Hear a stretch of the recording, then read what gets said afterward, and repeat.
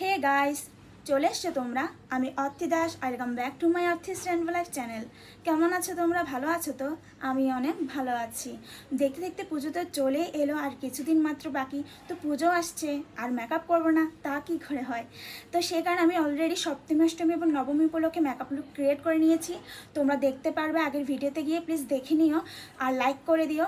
আজকে যে মেকআপ লুকটা আমি ক্রিয়েট করবো এটি হলো শাড়ির উপর। দেখতে পাচ্ছি আমি শাড়ি পরেছি। অনেকে আছে পুজোতে শাড়ি পরে বের ঘুরতে পছন্দ করো, তো তাদের জন্য মূলত এই ভিডিওটি। খুব একটা সুন্দর মেকআপ লুক ক্রিয়েট করতে চলেছি। স্কিপ না করে ফুল ভিডিওটি দেখতে থাকো, আর চ্যানেলটি সাবস্ক্রাইব করে দাও, পাশে থাকা বেল আইকনটি ক্লিক করে দাও, যাতে আমার আপলোড করা সব ভিডিও তোমাদের কাছে সবার আগে পৌঁছতে পারে।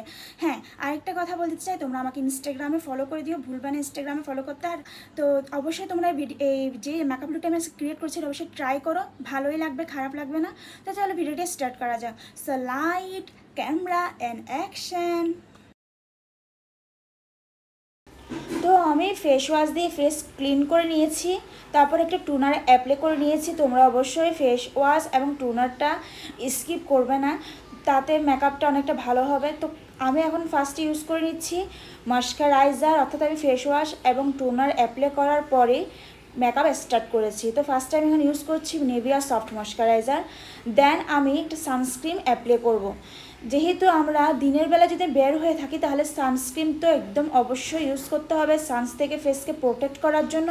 তা না হলে ফেসের জন্য অনেকটা কি বলবো, অনেকটা ক্ষতি হতে পারে ফেসে।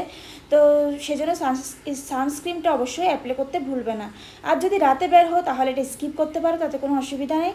এরপর আমার ঠোঁটে আমি ভ্যাসলিন ইউজ করে নিচ্ছি, কেন কি আমার ঠোঁটটা যেন অনেকটা মসৃণ থাকে। লিপস্টিক ইউজ করার পরে যেন একদম ঠোঁটটা যেন ড্রাই না হয়ে যায়, এই কারণে এটা ইউজ করা। তো এরপর আমি ইউজ করছি প্রাইমার। তো এখানে আমি ইউজ করছি অ্যালোভেরা জেল প্রাইমার। এটা হচ্ছে তোমার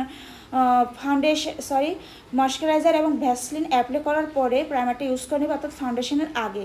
তো এখানে ইউজ করছি আমি অ্যালোভেরা জেল প্রাইমার, যেটা সব স্কিনের জন্যই সুইটেবল। তো আমার এটা ভালো লাগে, এই কারণে সকল স্কিন টাইপের সাথে এটা সুইটেবল। তো প্রাইমার অ্যাপ্লাই করা হয়ে গিয়েছে আমার। এরপর নেক্সট পার্ট মেকআপের, সেটি হলো ফাউন্ডেশন। তো ফাউন্ডেশনের জন্য আমি এখানে ইউজ করছি এলেগাল প্রো ফাউন্ডেশন। এই ফাউন্ডেশনটি আমার স্কিন বেসিস, তোমরা তোমাদের স্কিন টোনের উপর নির্ভর করে যে কোনো ধরনের ফাউন্ডেশন ইউজ করতে পারো। আমি বেশিরভাগ যে ফাউন্ডেশন ইউজ করে থাকি সেটি হলো মিলানি কনসিলার ফাউন্ডেশন। তোমরা আমার ভিডিওতে প্রায় দেখতেই পাবে আমি ওই ফাউন্ডেশনটাই বেশি ইউজ করি। আর ইউজ করি এলেগাল প্রো ফাউন্ডেশন, কেননা আমার মনে হয় এটা ফুল কভারেজ দেয় এবং মেকআপ ওয়াটারপ্রুফ করতে অনেকটা সাহায্য করে। তো আমি অল্প অল্প করে ফুল ফেসে ফাউন্ডেশন অ্যাপ্লাই করে নিয়েছি। দেন একটা ব্রাশের সাহায্যে ভালো করে ব্লেন্ড করে নিচ্ছি। তোমাদের কাছে যদি ব্রাশ না থাকে তাহলে একটা বিউটি ব্লেন্ডার কিনে নিবে। মেকআপ করার ঠিক 5 মিনিট আগে একটু ভিজিয়ে নেবে, তারপর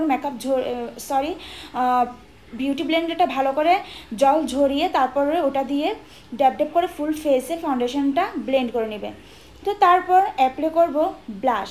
আমি লিপস্টিক দিয়ে ব্লাশ অ্যাপ্লাই করে থাকি, যার ফলে আমার এক্সট্রা ব্লাশের জন্য কোনো প্লেট কিনতে হয় না। তো লিপস্টিক দিয়ে হয়ে যায়, তাছাড়া আইশ্যাডো প্লেট থাকলেও ব্লাশ অ্যাপ্লাই করা যায়। তো দেখতে পাচ্ছি আমি রেড কালারটা লিপস্টিক নিয়েছি এবং ব্লাশ হিসেবে অ্যাপ্লাই করে নিচ্ছি। এবার ব্রাশের সাহায্যে ব্লেন্ড করে নিব। তো ব্লাশ ব্লেন্ড করতে তো অনেক সময় লাগে না, তো হাত দিয়েও ব্লেন্ড করা যায়, তাতে কোনো সমস্যা নেই। তো আমার কাছে ব্রাশ আছে, তাই আমি ব্রাশ দিয়ে ব্লেন্ড করে নিচ্ছি। তো এবার ফেসটা একটু রেড পিঙ্কি টাইপসের হয়ে গিয়েছে। তারপর আমি এখানে ইউজ করব Pond's powder as a loose powder. তো তোমরা চাইলে কম্প্যাক্ট পাউডার ইউজ করতে পারো, আমার কাছে কম্প্যাক্ট পাউডারই বেস্ট লাগে। তো ভাবলাম চলো আজকে একটু লুজ পাউডার অ্যাপ্লাই করা যাক। তো সেই কারণে আমি পন্ডস পাউডারটা অ্যাপ্লাই করে নিচ্ছি ফুল ফেসে, যাতে আমার ফেসের থেকে স্টিকি ভাবটা রিমুভ হয়। কেন কি ফাউন্ডেশন কনসিলার যদি ইউজ করার পর ফেসটা অনেকটা স্টিকি হয়ে যায়। তো তুমি পাউডারটা ইউজ করো তাহলে একটু ভালো হয়, মেকআপটা ভালো করে বসতে সাহায্য করে।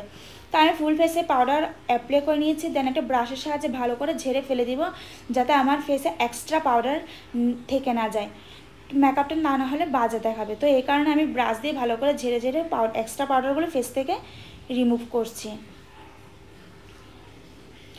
এবার মরফি আইশ্যাডো প্লেট থেকে ব্ল্যাক কালার একটি শেড নিয়ে একটি ব্রাশের সাহায্যে আমি ভালো করে আমার আইব্রো ফিল করে নিব। তো তোমরা আইব্রো খুব সাবধানে ফিল করবে, কেন কি আইব্রো যখন ফিল করার ক্ষেত্রে একটু সময় লাগে। তো সময়টা নিয়ে একদম ধৈর্য ধরে আইব্রোটা ফিল করবে, দেখবে ভালো লুকিং ক্রিয়েট হবে। তো আইব্রো ফিল করা আমার কমপ্লিট। তো এরপর এখন আমি আই মেকআপ করব। তো আই মেকআপের জন্য আমি আরেকটা প্লেট আছে, নামটা আমি ঠিক জানি না, পরে বলে দিব কখনো। তো একটা নতুন আইশ্যাডো প্লেট কিনেছি, ওখান থেকে আমি ইউজ করছি আইশ্যাডো। তো আমি ফার্স্টে নিয়েছি রেড কালার একটা শেড, দেখতে পাচ্ছি, এবং ভালো করে একটু ব্লেন্ড করে নিচ্ছি যাতে আইশ্যাডোটা অনেকটা স্মোকি লুকিং এবং স্মুথ দেখায়, এ কারণে। তো তারপর আমি একটা গ্লিটার অ্যাপ্লাই করে নিব, গোল্ডেন কালার শেডের গ্লিটার, দেখতে পাচ্ছি। গ্লিটার অ্যাপ্লাই করলে আই মেকআপটা অনেকটা সুন্দর হয়। তো যাই হোক, এরপর আমি একটু নিচে আমার চোখে আইলাইনার হিসেবে ব্ল্যাক কালার একটা শেডটা ব্লেন্ড করে নিচ্ছি। তো আই মেকআপ আমার কমপ্লিট। অফ স্ক্রিন আমি আমার একটা চোখে আই মেকআপ করে নিয়েছি। তারপর আবার সেম একটু আমার গ্লিটার কম লেগেছে, তাই আমি আবার অ্যাপ্লাই করে নিচ্ছি। ব্রাউন কালার শেড দ্বারা নোজটা কন্ট্রোল করে নিচ্ছি। আইশ্যাডো প্লেট দিয়ে করছি সব কাজ। তো বলেছিলাম আইশ্যাডো প্লেট থাকলে সব কাজ করা যায় মেকআপের। তো আমি ব্রাউন কালারটা শেড নিয়েছি এবং যেখানে যেখানে কন্ট্রোল করা দরকার আমার ফেস অনুযায়ী কন্ট্রোল করে নিচ্ছি। এক একজনের ফেস তো এক এক রকম হয়, তো তোমরা সেভাবে কন্ট্রোল করে নিবে। তো আফটার কন্ট্রোলিং দেন আমি অ্যাপ্লাই করে নিব হাইলাইটার। তো এখানে আমি ইউজ করছি ওয়াইল্ড অ্যান্ড উডের হাইলাইটারটা। এই হাইলাইটারটা আমার খুব ভালো লাগে, একটা ভালো লুকিং ক্রিয়েট হয় এ কারণে। তো মেকআপের লাস্ট পার্ট হলো লিপস্টিক, রেড কালার একটা লিপস্টিক আমি অ্যাপ্লাই করে নিয়েছি, দেখতে পাচ্ছি আমার মেকআপ ডান। তো গাইস কেমন লাগছে অবশ্যই কমেন্ট বক্সে জানিয়ে দিও।